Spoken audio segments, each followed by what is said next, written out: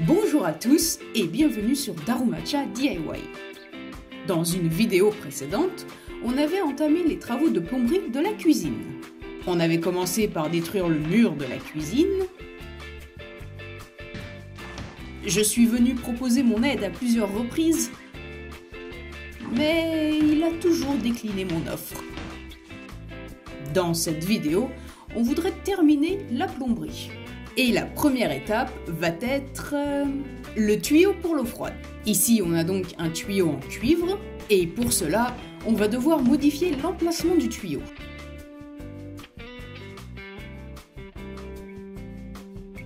La raison à cela ne concerne en rien l'état du tuyau, qui nous semble très correct. Mais c'est tout simplement à cause du robinet de la cuisine. Ça a besoin d'être un petit peu... Wow! Oh là, oh! Ça va? Non, il va bien. Par contre, ce n'est pas le cas du tuyau. Afin de pouvoir poser ce joint, le tuyau en cuivre doit être coupé parfaitement droit. Sinon, ça ne rentrera pas. Enfin, bref, qu'est-ce que je disais moi déjà? Ah oui, le robinet qu'on a était à la base pour la salle de bain. Et il s'est avéré que c'était beaucoup trop grand. Et l'ajustement que l'on doit faire ici consiste à couper ce tuyau. Ah, c'est beaucoup mieux. Souder un autre tuyau en cuivre à celui qu'on vient de couper était également une option, mais pas la plus simple. Au lieu de ça, on va utiliser le même matériel que celui de la salle de bain, à savoir un tuyau PER. Non seulement on a l'habitude d'installer ce genre de tuyau, mais en plus on sait que ça fonctionne très bien. Alors le tuyau doit venir se fixer à ce truc là.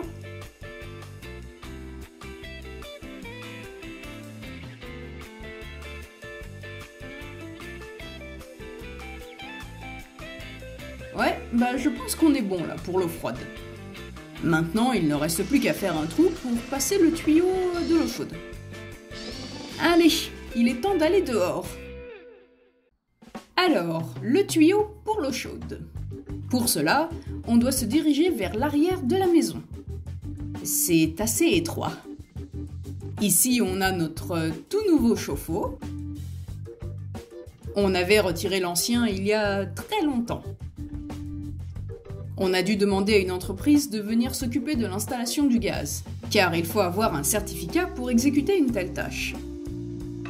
Alors, qu'est-ce que dit ce plan? Voyons voir. Ah oui, je vois.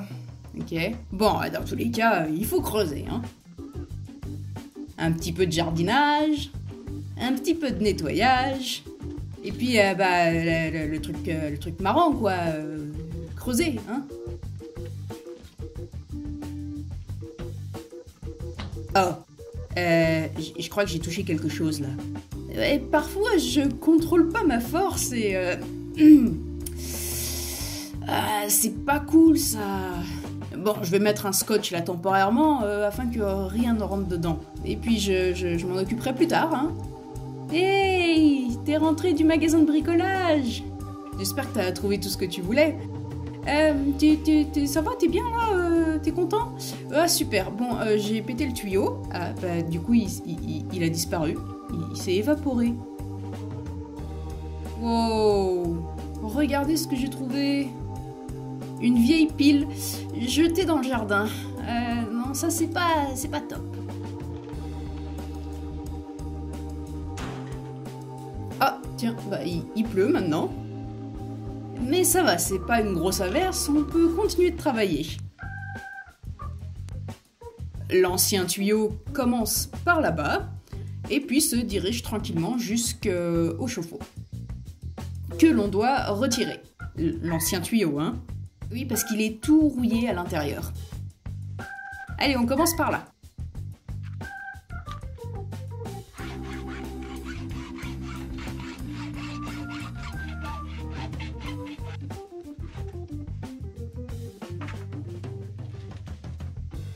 Ça, poubelle. C'est bon, tout est retiré maintenant. Le trou pour le nouveau tuyau d'eau chaude doit être un petit peu plus grand. Ah là là, ça bosse dur. Non, mais je parlais de moi là. Le temps est enfin arrivé d'installer ce tuyau en PVC. Ça va être tellement bien d'avoir enfin de l'eau chaude dans la cuisine.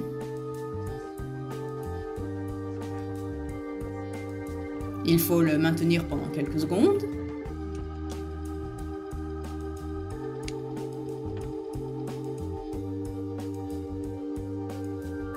Alors ça doit venir ici, mais par contre, on n'a pas assez creusé. Ça vient là.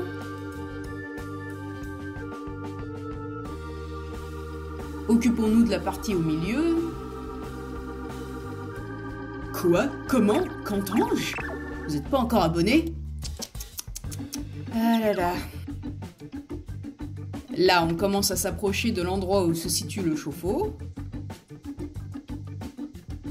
Lorsque la compagnie de gaz était venue, ils nous avaient suggéré de remplacer ce tuyau, en proposant bien sûr leur service, mais on a préféré le faire nous-mêmes.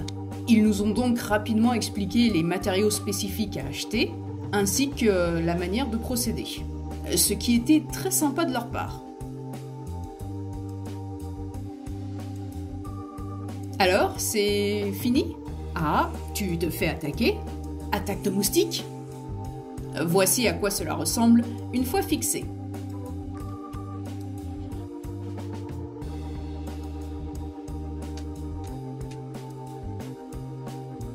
Et on voit rien du tout là. Tu as un peu de... C'est sale sur tes... Donc, ça commence par ici, et puis il y a un virage là et puis là. Voilà, au final, ça ressemble à ça. Maintenant, un dernier tuyau à fixer. Celui-ci va aller directement dans les cuisines.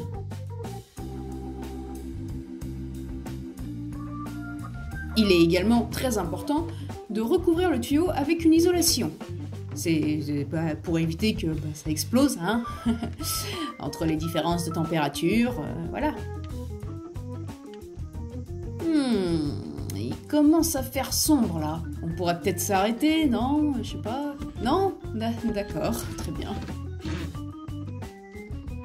Le lendemain, on a vérifié un coup pour être sûr que tout était en ordre. Et puis, je me suis rappelé de ceci. Ma petite grosse boulette. Pour ce faire, je vais utiliser un scotch bien spécifique pour les tuyaux. Et voilà. Bon, la prochaine fois, on essaiera de faire un peu plus attention. Et d'y mettre un petit peu moins de force aussi. Oh, un escargot! On remet un petit peu tout ça en place, hein. On rebouche le tout, sans rien péter. Et puis voilà, c'est terminé. De retour dans la maison, il va falloir bien sûr couper le tuyau.